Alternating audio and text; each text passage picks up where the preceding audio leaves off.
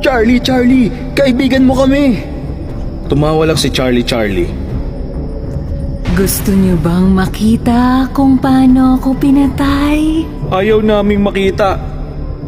Sige, umalis ka na. Hindi na kami maglalaro. Gusto ko ngang maglaro pa kayo.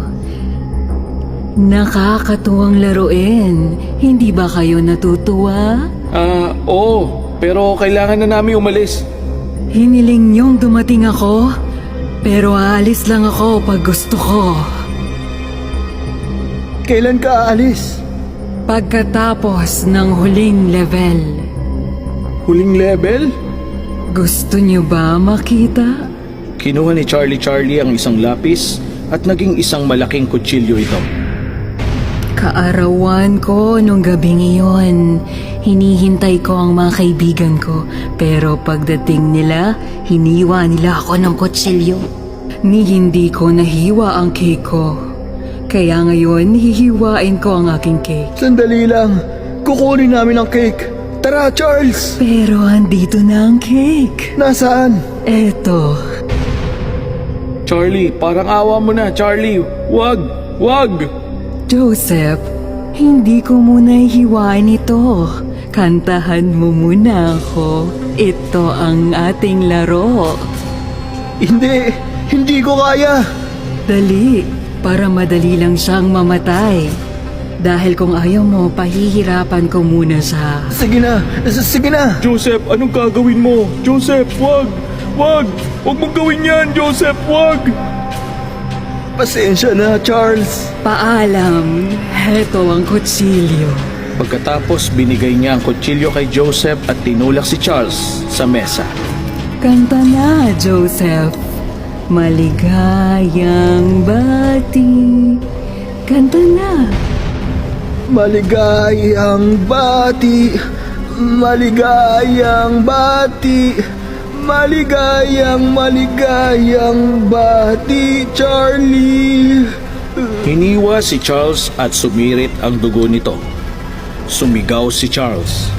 Kinuha ni Charlie ang kamay ni Joseph at tinaas ang kutsilyo. Sabay silang kumanta at hinataw ang kutsilyo kay Charles at namatay na ito. Sinunod na kita! Lubayan mo na ako! Joseph, kilala mo ba kung sinong pumatay sa akin? Sino? Matatali kong kaibigan. Traidor ka rin pala tulad nila, Joseph. Pinatay mo din ang iyong kaibigan. Ano bang sinasabi mo? Isa kang traidor, Joseph. Kaya hindi ka dapat mabuhay. Wag! Charlie, wag! Maligayang bati, maligayang bati. Pinatay niya si Joseph habang kumakanta. 5, 4, 3, 2, 5, 4, 3, 2. Patay na. Sinong natitira? Si Roslyn. Lumabas ang kaluluwa ni Charlie sa katawan ni Roslyn. Biglang natauhan si Roslyn. Bakit ako nandito? Naku po! Joseph, Charlie, anong nangyari? Diyos ko, anong nagawa ko? Hinagis ni Roslyn ang kutsilyo. Ngunit sumanib muli si Charlie sa kanya at tumawa ng malakas.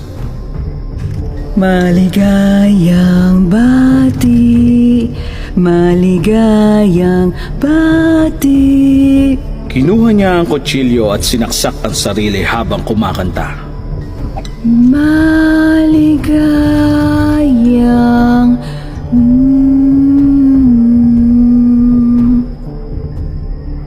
Pinatay ni Roslyn ang sarili habang kumakanta at tuluyan ng natumba.